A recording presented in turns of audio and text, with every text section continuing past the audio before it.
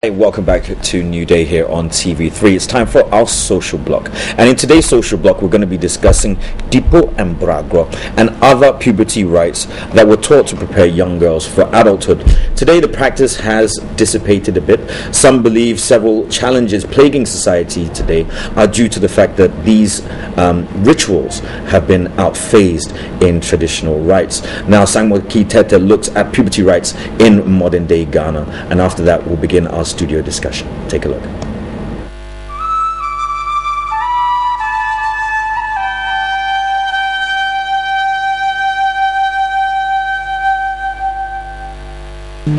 Many cultures the world over mark puberty by different celebrations. In Paraguay and Brazil, for instance, it is common for young girls who reach the age of puberty to undergo tattooing. In the Louisiana Indian tribe, young boys, as part of their puberty rites, lie on a mound of ants for a period of time. The Mercy or Man of Ethiopia are known for lip plating their adolescent girls to usher them into adulthood. Most puberty rites in Ghana are for girls and not boys.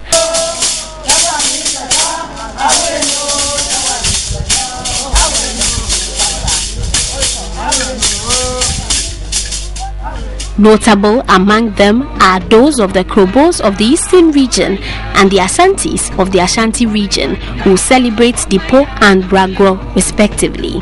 These ceremonies mark the entry of young women into adulthood.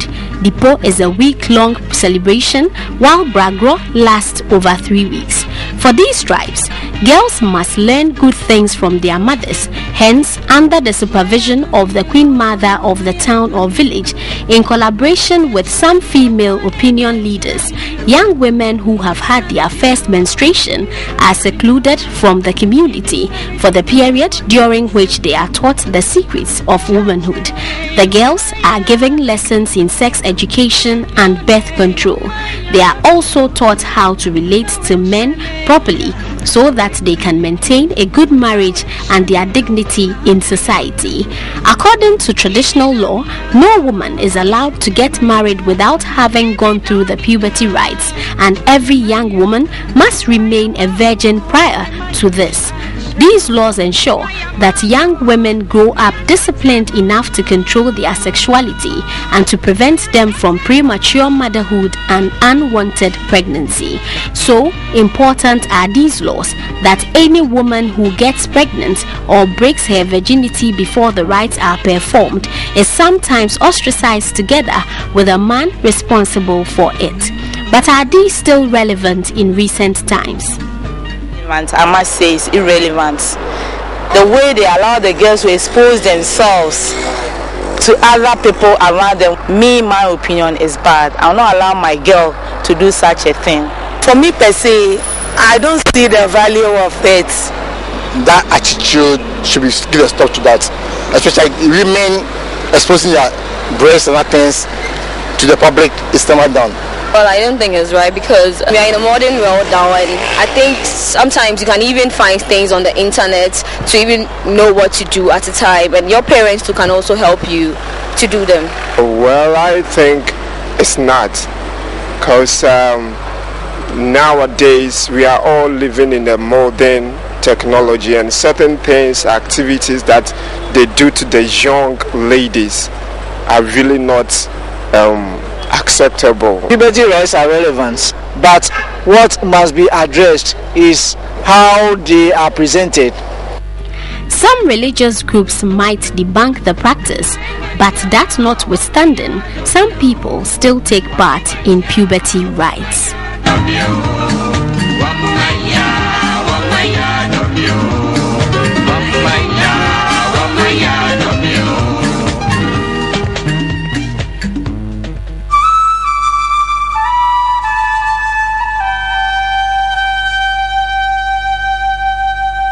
Thank you to Sangmoki Teta there for giving us that story. Now we're going to continue with this particular issue in studio, and joining me this morning is a great pleasure. I have Mr. David Donto. Good morning. Good morning. How are you this morning? Fine, thank you. Great. Now first off, how relevant were these puberty rites back then and even right now? Yeah, puberty rites is actually part of the rites of passage that every person passes through in life, from birth to death. That's why when you are born, you are given a name, and there's a ceremony that goes with the naming ceremony. Yeah. You reach a point where there will be physical changes in your body. You need to be ushered into adulthood, and that is puberty for the women. When you are ready to marry, there's a ceremony that goes with it. When you are installed as a chief, there's a ceremony that goes with it.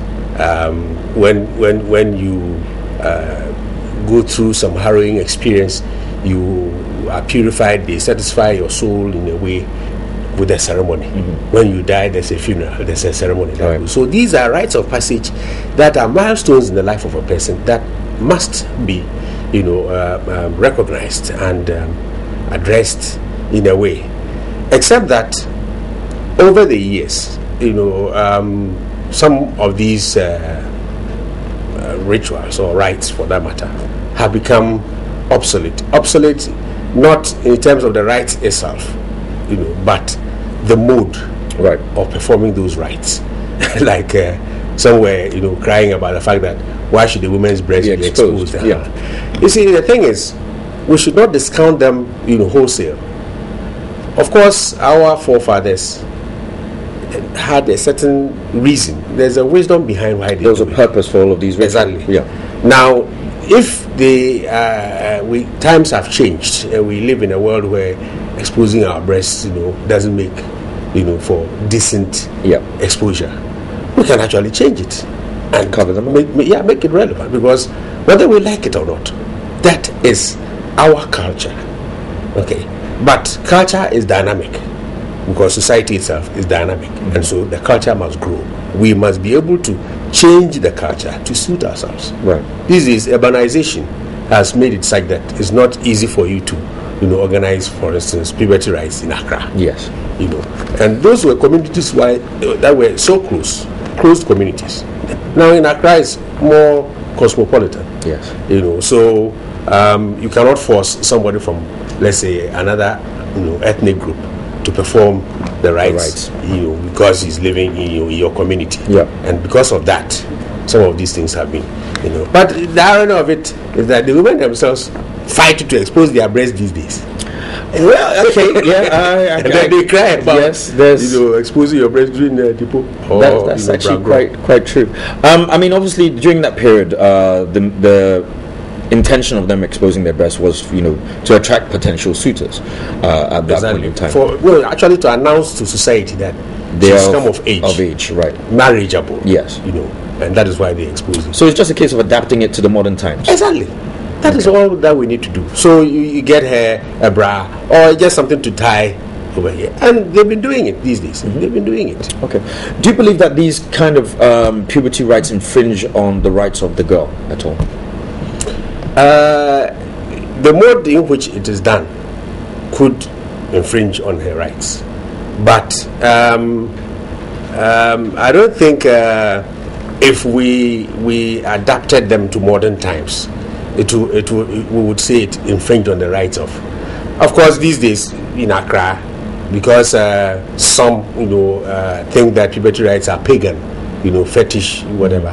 They do what we call blessing in churches, right, where the girls are called to stand up front, line up in front of the congregation, and they call them one after the other, and bless them and all those things, and then church elders will group the girls and advise them on marriage, relationship, and so many other things. Yeah, it's the same thing that we do, just in a different form. That's right, just in a different form. Except that what is actually missing in the church for now is the fact that in the village or in the rural community, when it is done, you call her Nancy Ahima.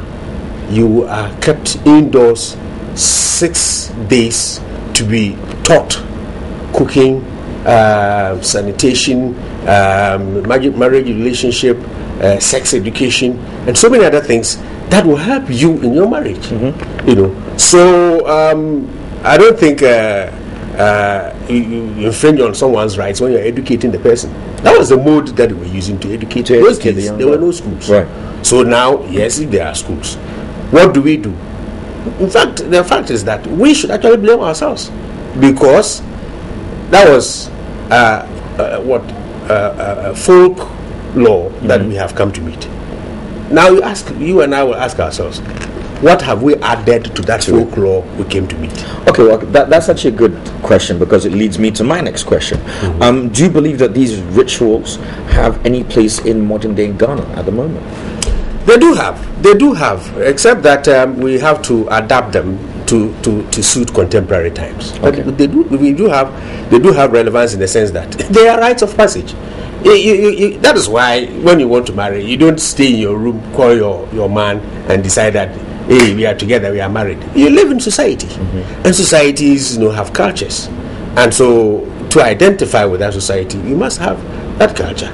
Okay. Why so is the it same that way we modernized, for instance, bride price, which now includes iPhones and other things? We should modernize these particular rituals. We can actually modernize them and make them relevant and make them suit our modern times, and make sure that we keep those elements of our culture. Do you think that without these things we would lose elements of our culture? Oh, certainly. These are, for instance, in Krobo land, what would then be the use of beads?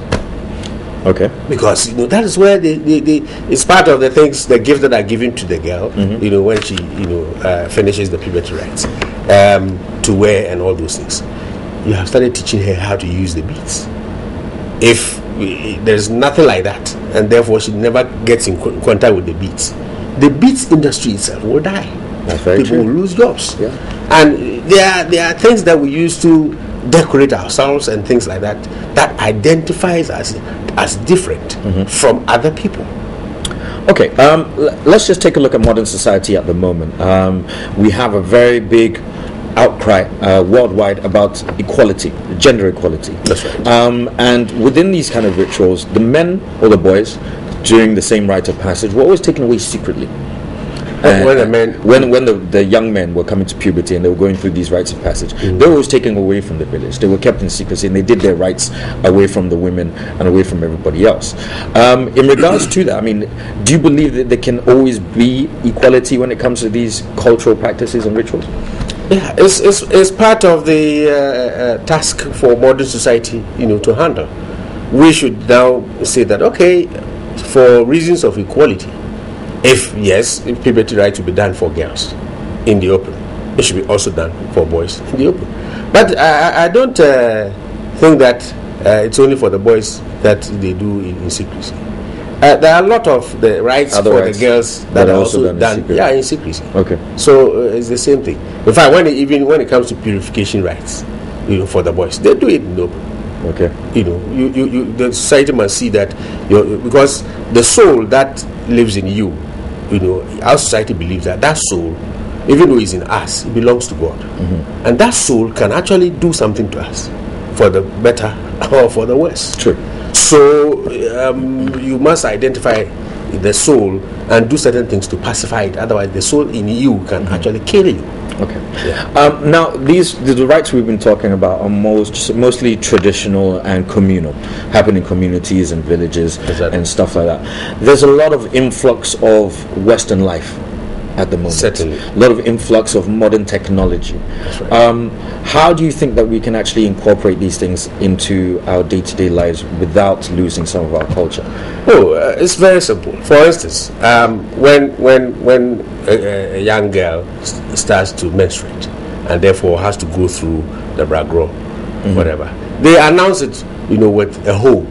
They strike the metal on the hoe and go around the village announcing that. Yes. Now, fortunately, there are FM stations everywhere. Announce it on the FM. So family, their daughter is now, of age. They are going to do her puberty rites. Blah blah blah blah blah. End of story. We would have actually translated tradition into modern, times. So now we won't go around using the hoe to announce it, and so on and so forth. Yeah. Some of these things can actually be. I think maybe National Commission on Culture, the Ministry of Tourism, Culture and Creative Arts could actually put together a certain body to look at, in fact, with the National House of Chiefs and the Queen or Queen Mothers Association, to look at some of these things and see how best they can modify them, because it's in our own interest. Otherwise, they will die. Very true. And when they die, I mean, it is like telling the world that, okay, now you can just come to Ghana and all the human beings are just normal, contemporary, cosmopolitan human beings. The same as where they were. Same as everybody. and that will not gel for. Very true. For us. Very Even there are recreational activities that go with them. There are the adra, that is the herbs that are used to, so to speak, purify their bodies and things like that. Those leaves have medicinal value, have spiritual values. If we stop it, what we'll do is that we'll forget that leaf. But you do not know the reason behind why our forefathers chose that herb to use. And maybe we could even use it for so many other things. Right. So we should look into what their purpose was a little bit more, and see if we can modernize it. Exactly. Okay. When they put the white clay on their body, when they smear the body with shea butter, you should ask what were the reasons behind their doing those things. Those are the things that we are not doing, and we only just discount them wholesale. Oh, it's not good. Oh, it's archaic. Oh, it's obsolete. Oh, it's pagan. It's fetish. I mean, there are so many things that in modern day we do in certain places that are equally fetish. But that one we don't think they are, because this is modern day. True. Yeah. So the onus falls on us as people living in modern society to look at some of these things, because they are rites of passage. You cannot do without your rites of passage. Okay. There was one comment made by a young lady in the video that if a young girl is reaching puberty and all of a sudden she starts menstruating, she can easily look on the internet and find out information there. Do you believe that information that we have at our fingertips, i.e. from technology, will ever be the same as the information we've gathered from our forefathers and ancestors? Not necessarily. Yes, there is abundant information that you can get on the net, and we still should not even forget that we're talking about the internet. In Accra, we don't have lights. Not even lights. There are places in Accra, some people live there who do not know anything about the internet. True. Who do not know anything about IT, let alone go into the hinterland. So we should not think that Accra is Ghana. Right. Accra alone is Ghana. When you go to the hinterland, you'll be shocked to see places where you talk about mobile phone, they will ask you, what is it? And it's not their fault. No, not at all. So some of these things we have to have a very well planned, systematic way of, so to speak, doing away with so-called obsolete cultural practices, and in their place put new ones there. Right. Because you don't say it's not good, and then you don't replace it with anything. Right. It's like saying that fufu is not good, and so I want to stop eating fufu. In this place, what do you do? That's right. The pounding we thought was too cumbersome, was too laborious. Now we had the need fufu. They need fufu. Yes, we are making progress. You still eat your fufu, even though it might taste different. Yeah. You still eat your fufu, but in modern terms, it's different from the pounding and all that. That is how we have to look at it. So we just need to adapt and evolve. Adapt, exactly. Right. You have to adapt. Okay. I want to say a big thank you for coming in this morning, Mr. David Danton, talking about our rituals that we have in our countries and the puberty rites of girls. We'll be back in just a few moments.